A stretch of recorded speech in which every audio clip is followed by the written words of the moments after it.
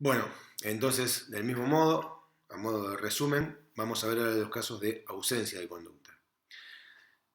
Aquellos casos donde vamos a llegar a la conclusión de que, si bien hay un hecho, ¿bien?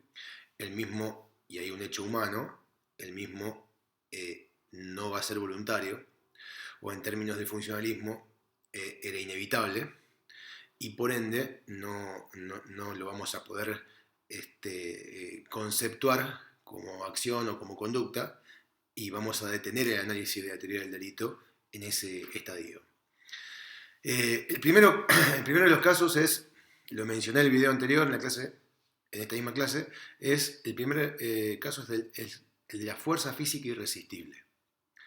Esto es cuando una persona es movida por una fuerza física irresistible y actúa como una mera masa mecánica, desprevisto por completo de voluntad en su accionar. El, es lo que yo les comenté y les mencioné como la vis absoluta. El,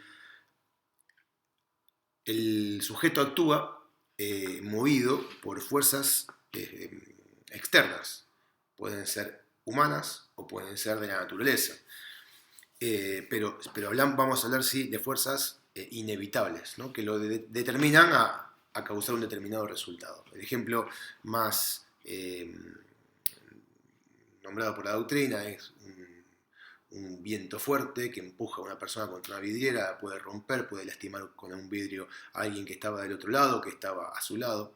Eh, este, Podríamos poner el mismo ejemplo de que una persona empuje a alguien, lo tome desde atrás, lo empuje contra otro y le dé un cabezazo y le pueda, no sé, fracturar el tabique. Quien despliega conducta en ese caso no es el que en la serie de causas y efectos, ¿no es cierto? En el proceso causal termina fracturando el tabique, porque si nos pusiéramos, si analizáramos ese mismo hecho, digamos, cuadro por cuadro, y nos detenemos en el momento exacto en el cual se fractura el tabique, y cortáramos la imagen ahí y todo lo que está para atrás lo borramos, tendríamos la cabeza de alguien impactando contra la cabeza de ese otro y rompiéndole el hueso de la nariz. Si vamos para atrás, veremos que esa persona, el que le pega el cabezazo, había sido movido por una fuerza externa, ha sido totalmente inevitable para él la causación del efecto, ¿no? Totalmente involuntaria la causación del efecto. Se movió como como una mera masa mecánica, como si fuera una cosa, ¿bien? Impulsada por otro o por la misma naturaleza. A diferencia de la vis compulsiva, que son los supuestos de coacciones. Los coacciones es cuando una persona toma una determinada decisión que a lo mejor no es deseada, no es querida, ¿bien? No es lo que hubiese querido estar frente a esa situación coaccionante, pero que hay algún mal mayor que lo obliga a actuar de ese modo, que quiere evitar y lo obliga a actuar de ese modo, o bien porque puede encontrarse con una situación inevitable en el sentido de que me tengo que optar por A o tengo que optar por B, pero puedo optar. No actúa como en la vis compulsiva no se actúa como una mera masa mecánica, no se actúa como una cosa, sino que se toma una decisión lesiva, no querida, ¿bien? Porque algo me obliga a actuar de ese modo.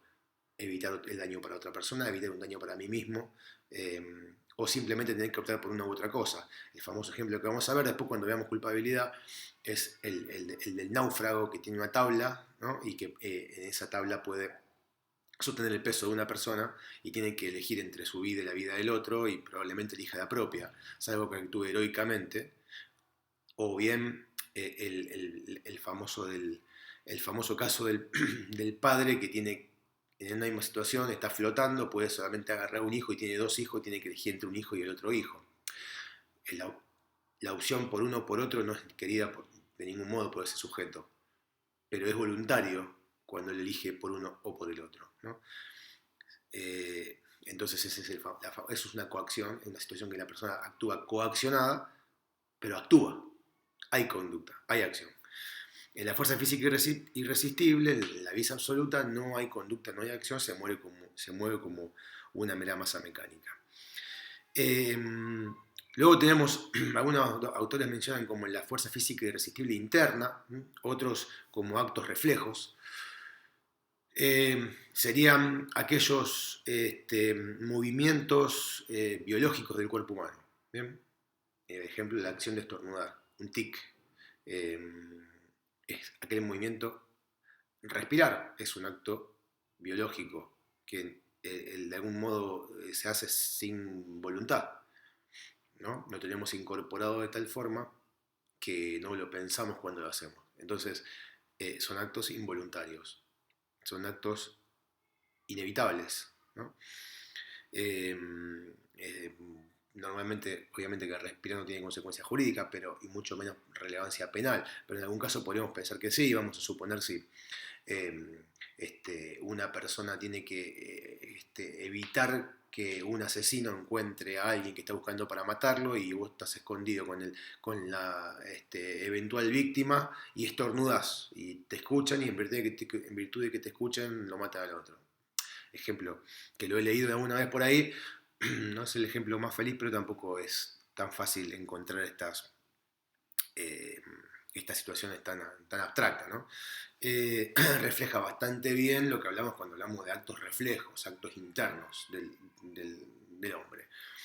Eh, los supuestos de inconsciencia también eliminan la conducta. Tanto para que hablemos de qué es la conciencia. La conciencia es el conjunto de las facultades mentales de una persona en funcionamiento, ¿no? Conjunto. Para que hablemos de ausencia de conducta, vamos a hablar de la ausencia absoluta de conducta. Es decir, o dicho de otro modo, la inconsciencia. La inconsciencia es un caso de ausencia de acción, de ausencia de conducta. Puede que la conciencia de una persona esté perturbada, esté disminuida, esté alterada. Pero ya vamos a ver que cuando es eso, cuando es una conciencia disminuida, cuando es una conciencia perturbada, hay conducta, hay acción. Después vamos a ver si ese sujeto es o no es inimputable. Vamos a ver si la conducta de eso le es reprochable. Eso lo vamos a ver en el último estadio. Vamos a ver si la persona es culpable. Puede que alguien que tenga su conciencia alterada, que no esté ubicado en tiempo y espacio, pero que pueda discernir entre un animal y un ser humano, o que pueda saber que lo que va a hacer es matar a alguien, pero pueda pensar que el que está matando es su enemigo, o algo que es producto de algún tipo de patología mental. Entonces, en esos casos, la conciencia, esa persona no está inconsciente, su conciencia está perturbada.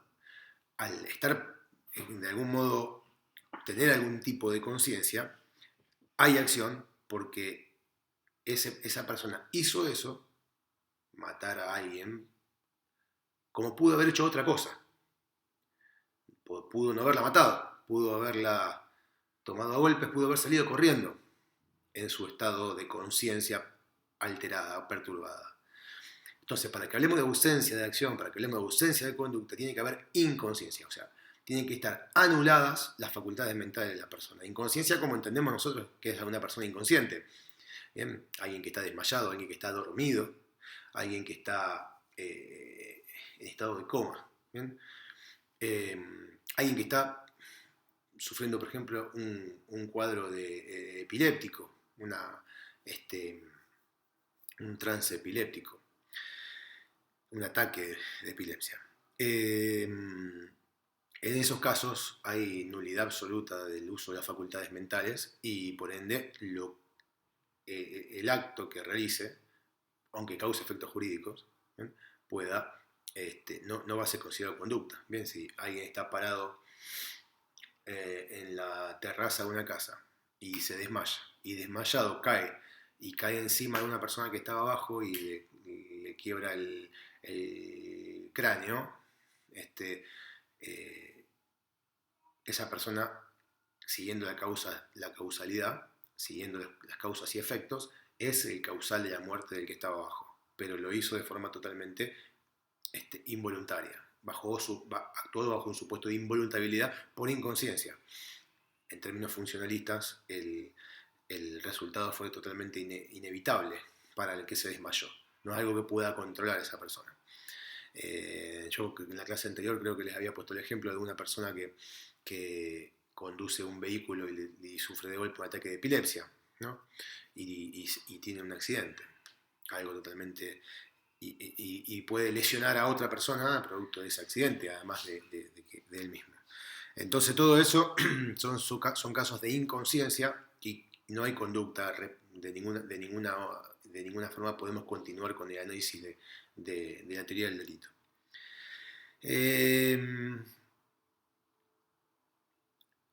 Para ir terminando, tenemos que también mencionar el miedo. El miedo puede ser un supuesto de que provoque la ausencia de conducta. El finalismo lo trabaja al concepto. ¿Cuándo? Cuando el miedo es un miedo paralizante. ¿Bien? El ejemplo que da, por ejemplo, Zaffaroni da el ejemplo de un ciego que se va dirigiendo a un precipicio y una persona le puede ver que el ciego se va a dirigir al precipicio, que va a caer y que puede matarse, y sin embargo por la impresión que le causó esa imagen o esa situación no logra expresar una voz de alto, ¿no? No logra gritarle para que el ciego se detenga, que no lo hace de ninguna manera voluntaria. No es que se plantea, le digo o no le digo, y opta por no decirle, sino simplemente el miedo lo paralizó, le imposibilitó generar la inervación muscular que provoque el sonido de su voz. Bueno, estos son los casos de ausencia de conducta, casos en los cuales, fíjense que la mayoría de los hechos que estamos hablando, de los ejemplos que estamos hablando, hablamos de hecho, en la mayoría de los ejemplos son hechos humanos, pero esos hechos humanos no son voluntarios, son involuntarios o son inevitables en términos funcionalistas, y por ende no hay una conducta socialmente reprobable en ese actuar, y por ende no podemos seguir pensando la posibilidad de la existencia de un delito, y no nos importa si esa conducta está o no está descripta como prohibida en alguna parte del Código Penal ni en leyes especiales. No nos importa qué es lo que conocemos como tipicidad, que vamos a ver en la próxima clase. No nos importa si había o no había un permiso para actuar, si había una causa de justificación que tornaría antijurídica que haría que la conducta no fuera antijurídica, y por ende tampoco vamos a analizar si le era reprochable o no era reprochable actuar de ese modo, siendo que directamente no hay conducta, no hay acción. Bien, bueno, la próxima entonces vemos tipicidad.